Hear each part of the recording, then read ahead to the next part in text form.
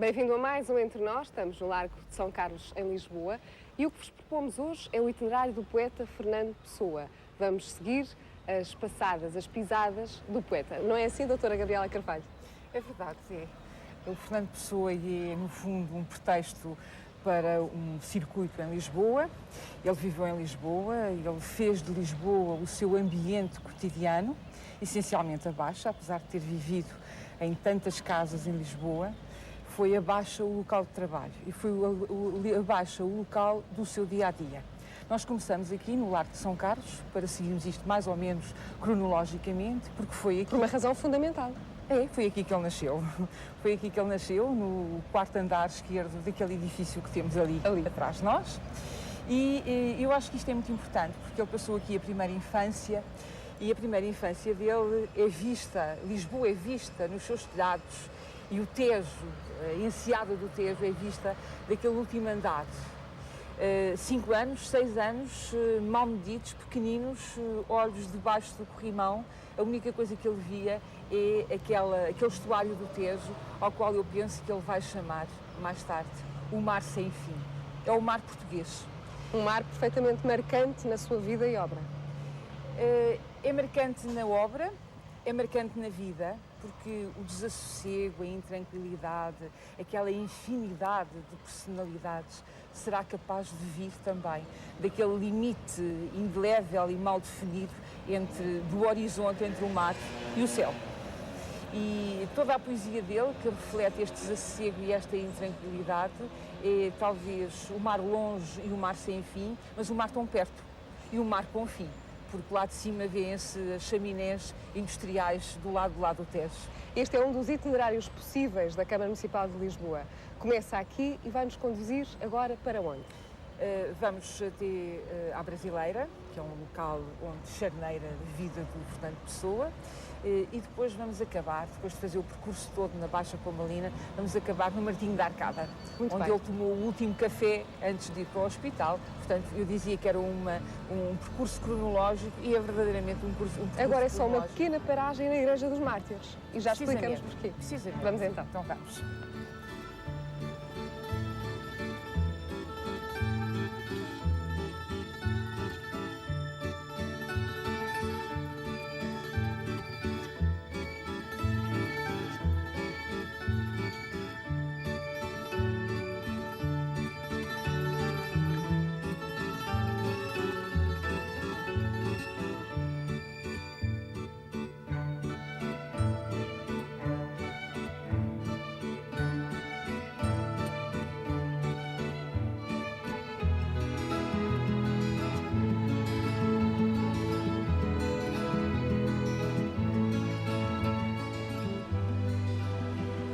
Vamos agora parar aqui um pouco em frente da Igreja dos Mártires, porque a Igreja dos Mártires tem, no fundo, 2 episódios que se relacionam fortemente com a vida e com a obra do Fernando Pessoa. Em primeiro lugar, o sino que era o sino da minha aldeia. A aldeia dele é esta aldeia global da cidade, mas na realidade a Torre dos Sinos ainda toca e os sinos são como uma badalada dentro da sua alma. Mas mais importante que isso é que o Fernando Pessoa, quando chega da África do Sul, matricula-se na Faculdade de Letras, mas o ensino é muito longo para ele e então resolve ficar em casa a ler, a estudar e a investigar. E descobre... Um autodidata, portanto. Sim, é um autodidata, essencialmente. E descobre, nas suas deambulações pelos cartórios, que um tetravô dele tinha sido acusado, condenado e executado pela Inquisição. E então escreve uma longa carta ao prior da Basílica dos Mártires, insurgindo-se contra a ação da Inquisição e rompendo definitivamente com a Igreja, dizendo que acha muito mal ter sido batizado sem nunca ter sido consultado, na idade em que foi, e que depois, pelo facto do tetravô ter sido acusado e condenado pela Igreja, ele afirma-se completamente gnóstico. Corta com a Igreja e é precisamente com uma carta à Basílica dos Mártires. A Basílica dos Mártires, no fundo, que é uma das primeiras basílicas de Lisboa, construída no tempo do Afonso Henriques, não aqui, ali embaixo na rua, mas é uma reconstrução do século XVIII, depois do terremoto, E quando nós entramos, nunca nos damos conta que foi naquele batistério que o Fernando Pessoa foi batizado, mas que foi também naquele batistério que um primeiro mouro converso foi batizado em Lisboa. É de facto interessante. E agora a próxima paragem? A próxima paragem vai ser ali na Brasileira. E lá explicará porque qual é a relação de facto com a Brasileira? Sim, então senhora. vamos. Então vamos.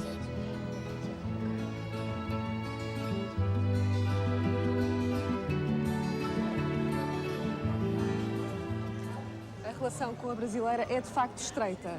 Só assim se percebe que esteja cá esta escultura do professor Lagoa Henriques. É realmente estreita, e é estreita não só pelo Fernando Pessoa, como também por alguma da intelectualidade portuguesa do princípio do século XX. Sabe que o Fernando Pessoa, na altura, já não vivia aqui perto, vivia ali no Largo do Carmo. E foi aqui que ele se encontrava com o Mário Sá Carneiro, com o Santa Rita Pintor e com o Almada Negreiros. O Mário Sá Carneiro, essencialmente, embora nunca tivesse sido na Brasileira, foi no Hotel Alliance, que é aqui por cima da Casa Havanesa. O Mário Sá Carneiro vinha de Paris e era o pai do Mário Sá Carneiro que deu o dinheiro que financiou o lançamento da revista Orfeu. Mas o que é certo é que todos eles se reuniam depois nos cafés de tertúlia. A estátua do Fernando Pessoa está muito bem aqui, porque não é só um símbolo do autor em si, do poeta em si, mas é o símbolo de toda uma juventude e de todo um período da cultura portuguesa e da literatura e da arte portuguesa, não é?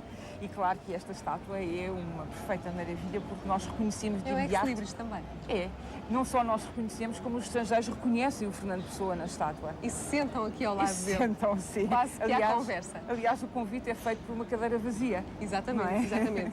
Mas esta Rua Garrett não era só a Rua dos Cafés? Não, esta Rua Garrett era uma rua de convívio, era uma rua de cultura, até as próprias livrarias, as primeiras, se situaram aqui, e a Sada Costa e a Livraria Bertrand eram locais de permanência do Fernando Pessoa. Não tinha dinheiro para livros, tinha lê-los nas livrarias. O Largo Rafael Verdal Pinheiro é normalmente um largo que tem uma certa relação com o Fernando Pessoa. Ele nunca viveu aqui, mas por aqui passava, quando morou no Largo do Carmo, aqui embaixo, para ir para a Brasileira, para recorrer Lisboa, não é? Passava muitas vezes pelo Largo Verdal Pinheiro. E aqui também há um local que está ligado intimamente à obra do Fernando Pessoa, que é o Casino Lisbonense. Casino Lisbonense, onde o extinto Casino Lisbonense. Extinto, mas onde houve as célebres conferências do Casino, e como sabe, Antero de Quental foi uma das personagens que o influenciou bastante durante toda a vida. Aquela angústia, a ansiedade que leva o Antero de Quental ao suicídio foi algo que o Fernando Pessoa também sempre sentiu. A solidão e a intranquilidade são produto, no fundo, da angústia e da ansiedade também. Então, o Casino Lisbonense era aqui, neste primeiro andar, e também, por acaso, aqui neste Largo Bordal Pinheiro, temos um edifício que é um dos mais belos edifícios de Lisboa. Sem dúvida. Que é aquele ali, que foi feito pelo Ferreira das Tabuletas, o Luís Ferreira, um ceramista famoso em Lisboa no século XIX, tinha aprendido na célebre fábrica do Rato, foi um dos primeiros ceramistas da fábrica Viúva de Lamego, e aquele edifício que pertencia ao galego dono da Cervejaria da Trindade teve, no fundo, o privilégio de ser todo coberto numa belíssima fachada original. Na altura o que faziam era azulejos de padrão, azulejos geométricos, mas este é uma fachada perfeitamente maçónica, tal como os azulejos dentro da Trindade. E este lado místico e esotérico do Fernando Pessoa relaciona-se perfeitamente com uma leitura que é também esotérica daquela fachada de azulejos. Uma leitura, portanto, a descobrir, a decifrar. A decifrar, sim. Vamos continuar.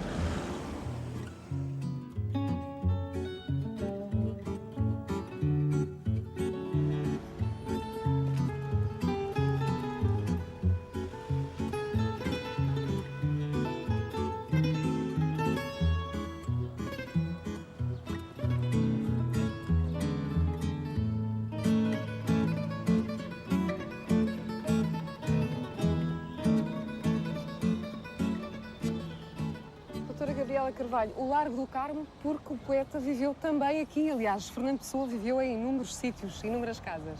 em inúmeros bairros também, não é? Ele viveu aqui. Quando ele regressa da África do Sul, com a mãe e com o padrasto, vai viver com eles, mas depois rompe com a família e vem alugar um quarto aqui neste edifício cor-de-rosa, aqui por trás de mim, no primeiro andar. E é aqui que ele primeiro toma conhecimento com Mário Sá Carneiro. Mário Sá Carneiro vivia na calçada do Sacramento e encontravam-se de manhã a tomar café na pastelaria académica, que ainda existe e que ainda é a pastelaria dos estudantes. E é aqui, precisamente, que ele se inscreve na Faculdade de Letras e rompe com a Faculdade de Letras. É aqui que ele recebe, quando vive aqui, que recebe uma pequena herança de uma tia, que forma uma gráfica, porque quer estabelecer-se por conta própria, mas que nunca chega a funcionar. E acaba, no fundo, por falir, fecha e resolve realmente que tem que trabalhar por conta de outra. E o que vai fazer são precisamente traduções. São precisamente, ele é correspondente de imensas firmas em Lisboa e é assim que ele obtém o dinheiro para a sua subsistência. Mas o Largo do Carmo ficará sempre marcado na sua obra e na sua personalidade e mentalidade. Porquê? Porque o Convento do Carmo é, por assim dizer, um ex-libris na cidade de Lisboa, não é? E tem, no fundo, um papel e um posicionamento extraordinário na cidade de Lisboa. E eu penso que quando o Fernando Pessoa aqui viveu, o que ele via eram as ruínas realmente, mas quando passava o que via era tal como o Tejo, que ia ao mar sem fim, esta janela do Convento do Carmo, que não tem teto e que só tem ruínas, é também o céu sem fim. Mas é um céu sem fim com um enquadramento, com uma moldura, o que é extraordinário, porque é um azul que se vê, mas emoldurado, limitado. E é também o horizonte sem fim da obra do Fernando Pessoa.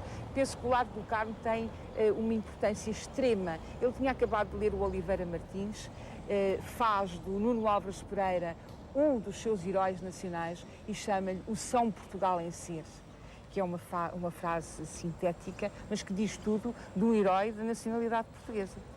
Sem dúvida.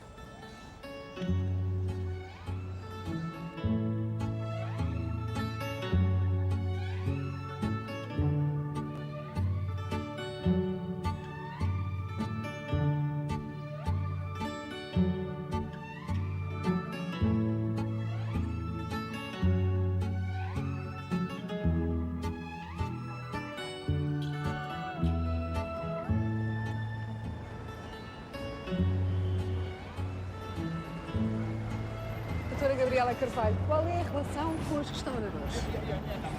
Com os restauradores não muito, mas aqui com este Largo, Dom João da Câmara, muita.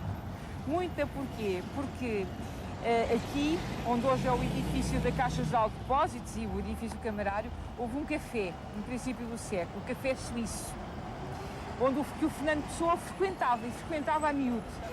Porque mesmo em frente, no edifício em frente, no edifício amarelo, no segundo andar, morou o Carlos Queiroz, grande poeta e amigo de Fernando Pessoa. E sabe aquele amor que ele teve pela Ofélia, fê-lo muitas vezes vir ao Café Suíço, encontrar-se com o Carlos Queiroz, dar-lhe os bilhetinhos que o Carlos Queiroz levava à Ofélia e depois discutirem, muito simplesmente, os casos do dia, a política do dia, a literatura e tudo mais. E então ficavam ali esquecidos, depois do Fernando Pessoa sair do seu emprego, ficavam ali falando, discutindo. O Carlos Queiroz era de tal maneira que conseguiu arranjar um sinal com a governanta, que era quando o jantar estivesse pronto e na mesa, a governanta chegava à janela e acendia e apagava as luzes 3 vezes. Era tempo do Carlos Queiroz despedir o amigo, subir para jantar e o Fernando Pessoa muitas vezes ficava ali, outras vezes ia à beira-gar comer atrás de si, por baixo do Carlos Queiroz, ia comer o caldo verde, que era a sopa preferida dele, deixava tudo com um bom caldo verde, e depois lá seguia, rumo ao Martinho, papéis debaixo do braço, para ir escrever as notas do dia. Mas enquanto aqui esteve, e eu estou convencida disso, esta estação tinha acabado de ser construída em 1902 pelo Luís Monteiro e tem realmente um pormenor que eu acho extraordinário, porque uma das personagens da história portuguesa que ficou também marcada na mensagem, essencialmente, mas que era um dos heróis que o Fernando Pessoa tinha como herói da pátria, era o Dom Sebastião. e naquelas duas portas que estão juntas com dois arcos em ferradura, temos ali um nicho com a estátua de Dom Sebastião, um Dom Sebastião menino, um Sebastião encoberto, um Sebastião que o arquiteto quis pôr aqui como um símbolo da partida e da chegada. A partida nós sabemos quando foi, a chegada nunca sabemos quando será, mas o que é certo é que isso influenciou tremendamente o Fernando Pessoa.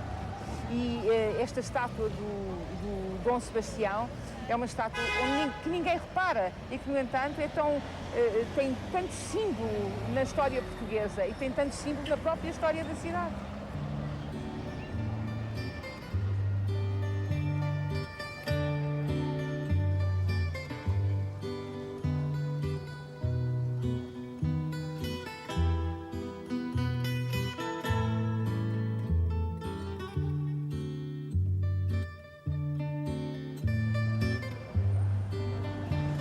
Este espaço que vamos agora visitar, a Tabacaria Mónaco, era um local de passagem regular, diária, porque os hábitos de Fernando Pessoa eram muitos. É o local de passagem e o local de paragem. Era Exatamente. aqui que o Fernando Pessoa comprava os 4 maços de tabaco que fumava por dia. Aliás, o Recio é um local de passagem, porque normalmente todos os escritórios se situam na Baixa, desde a Rua do Ouro à Rua dos Fanqueiros, ao Campo das Cebolas, todos os escritórios onde trabalhou estavam aqui. E nas suas vindas de todos os dias, Fernando Pessoa era obrigado a passar por aqui e a Tabacaria Mónaco era a passagem e era a paragem. E é lindíssima. E é Portanto, lindíssima, eu acho que é ele também se regozijava um pouco por vir aqui comprar o seu tabaco. Claro, e era uma tabacaria nova, tinha acabado de ser feita, não é? Isto é arte nova, portanto a arte nova é precisamente desta época. E é um regalo para os olhos esta tabacaria, não é? Ainda hoje. Ainda hoje, ainda hoje.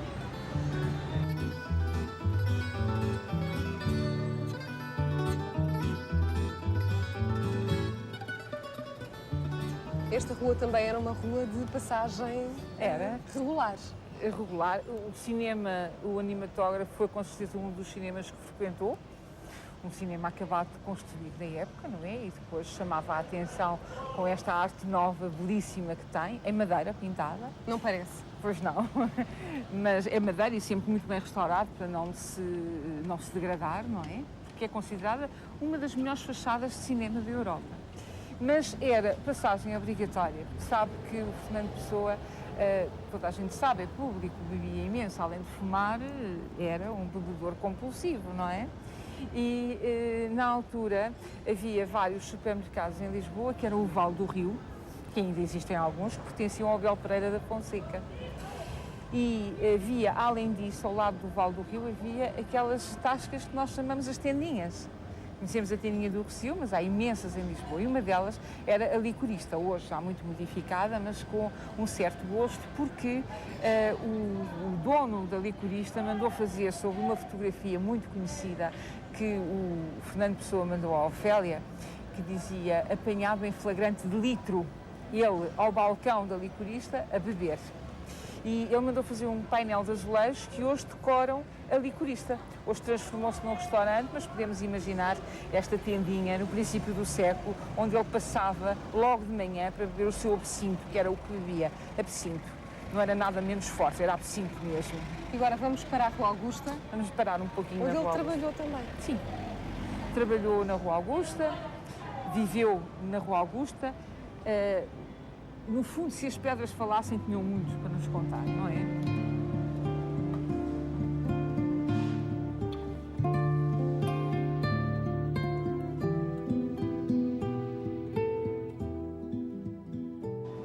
Aqui na Rua Augusta, o poeta Fernando Pessoa trabalhou em diversos locais.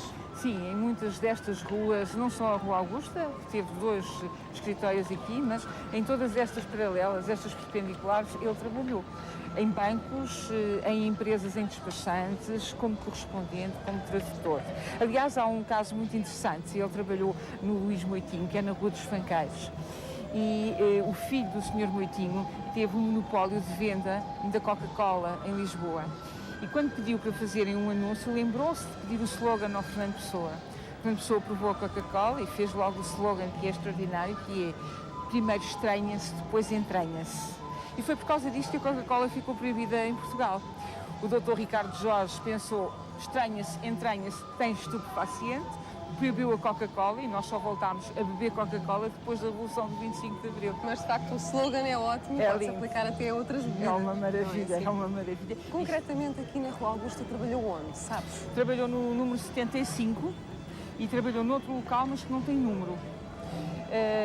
Mas a Rua Augusta seria, no fundo, o grande ponto de passagem. Porque, repara, a Rua Augusta hoje é a rua central, não é? É uma rua pedonal, mas na altura não, era uma rua de trânsito.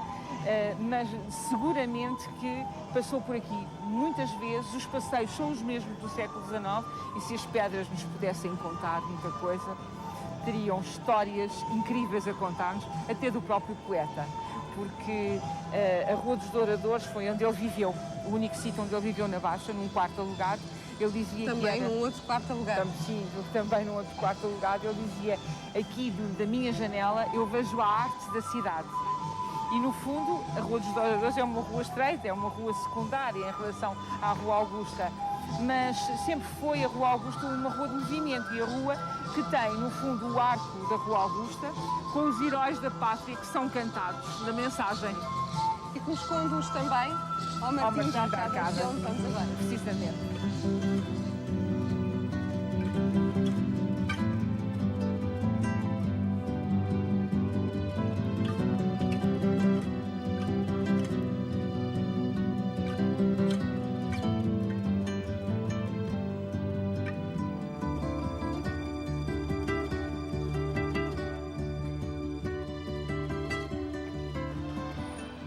Doutora Gabriela Carvalho, aqui estamos no Martim da Arcada, um local onde o poeta Fernando Pessoa foi muitíssimo bem tratado, sempre. Sim, e na mesa que ele costumava ocupar quando, à tarde, ao fim do dia, entrava por aquela porta com os seus papéis e mal pedia a bica e o seu absinto, começava logo a escrever nos papéis todos os pensamentos que tinha tido durante o dia. Era um hábito diário a vinda aqui a este local? Nos últimos anos da vida tornou-se um hábito diário. Não quer dizer que ele não tivesse frequentado muitos restaurantes, muitos cafés em Lisboa, quase todos os do Rossio. Nós encontramos fotografias dele sentado à mesa dos cafés e dos restaurantes, mas aqui o Martim da Arcada era, no fundo, o local onde ele vinha encontrar-se primeiro com António Boto, depois com os literatos do princípio do século. E aqui ficavam todos em amena cavaqueira, discutindo as suas ideias, e quando os outros iam embora, o Fernando Pessoa ficava e escrevia. Escrevia nesta mesa, que ficou como vê a mesa do Fernando Pessoa. O café de Martim da Arcada ficou para sempre ligado ao Fernando Pessoa. A mesa é esta, é a única que não tem toalhas, é a única que conserva os elementos essenciais que havia na altura quando o Fernando Pessoa vinha, a menos este, porque este é mais tardio, não é? A língua portuguesa do Fernando Pessoa. Mas o que é certo é que ele vinha sempre aqui, até porque o dono do Martim da Arcada tornou-se muito seu amigo e normalmente oferecia-lhe de jantar. Oferecia-lhe de jantar, metia-lhe muita impressão como é que o poeta se alimentava de bicas, de café e de absinto. E então insistia com ele sempre para comer qualquer coisa. E o Fernando Pessoa às vezes acabava por ceder e dizia só se forem uns ovos. Mas ele, com medo que o poeta, com pena que o poeta realmente se alimentava muito mal, acabava por fazer uns ovos com queijo, com um bocadinho de queijo, para serem um pouco mais alimentícios do que só os ovos. E o Fernando Pessoa acabava por comer. O que é certo é que este café é um café de memória. É um café de memórias, nós ligámos-lo ao Fernando Pessoa para sempre. Aliás, o atual dono, o que fez aqui foi um museu de memórias do Fernando Pessoa. No cantinho do poeta. Um cantinho, mas o próprio café e o próprio restaurante tem imensas fotografias do poeta. O Saramago vinha aqui também e também tem ali a sua mesa, não tão destacável como esta, mas tem a sua mesa. E, no fundo, quando entramos, sentimos a alma do poeta, as palavras do poeta, a vivência do poeta aqui neste Café Martim da Arcada. Doutora Gabriela Carvalho, foi um prazer conversar consigo e fazer este percurso a pé pelos caminhos do poeta, pelas pedras do poeta, não é assim? Foi um prazer para mim também. Obrigada também. Agradeço-lhe também a si por ter estado connosco. Espero que tenha gostado deste programa. Pode se inscrever nestes itinerários na Câmara Municipal de Lisboa. Nós continuamos a aguardar as suas mensagens, que podem enviar para o nosso e-mail, entrenós@univ-ab.pt. A equipa do Entre Nós despede-se e conta consigo no próximo programa. Obrigada.